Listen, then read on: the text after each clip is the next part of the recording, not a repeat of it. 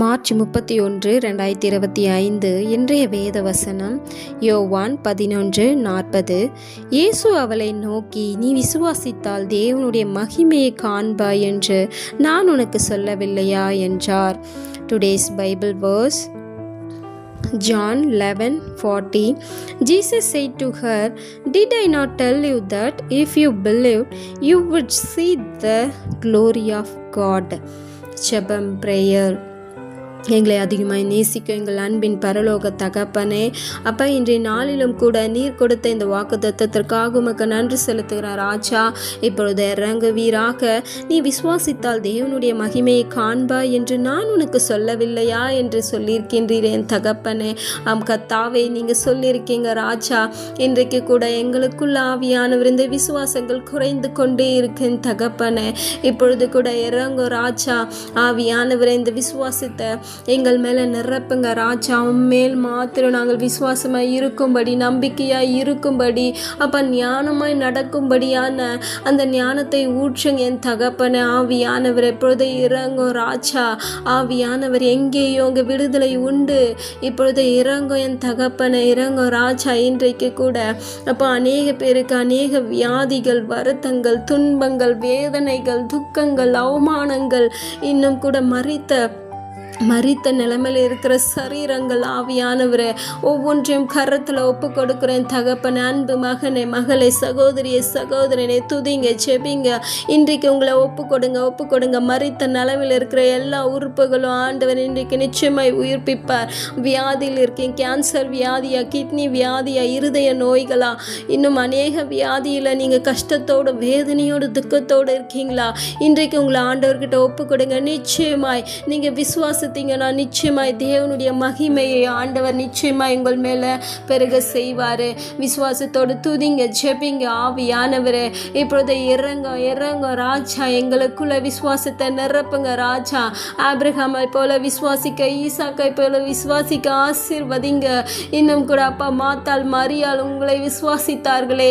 நீர் இருந்தீர்கள், ஆனால் என்னுடைய சகோதரன் மரித்திருக்க மாட்டார் என்று சொல்லி கூட அவர்கள் கதறின போது என் தகப்பனை, மரித்த லாசரு 4 நாள் ஆகிய லாசருவே, ஆவியானவரே, நீர் உயிரோடு எழுப்பினீர் என் தகப்பனை. லாசருவே, வெளியில வா என்று சொல்லி கூப்பிட்டு, அப்போ அந்த லாசரு அந்த சுற்றி இருந்த அந்த துணிகளோடு நடந்து வந்து, அப்பா, அந்த உயிர்த்து எழுந்த லாசருவை அப்பா நீர் உயிர் பெற செய்தீரே. உமக்கு நன்றி செலுத்துகிற ராஜா. அதே போல இன்றைக்கு கூட எங்களுக்குள்ள இருக்கிற அந்த மரித்த சரீரங்கள் உயிர்ப்பிக்கிட்ட என் தகப்பனே.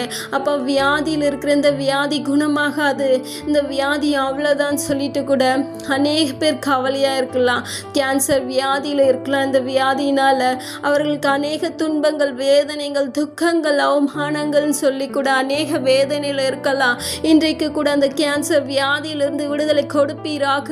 அப்போ அன்று மாத்தாள், மரியாள் விசுவாசித்தது, தன் சகோதரனுக்காக விசுவாசித்தது போல இன்றைக்கு அந்த கேன்சர் வியாதிக்காக நாங்கள் விசுவாசத்தோடு ஜெபிக்கிறேன் தகப்பனே.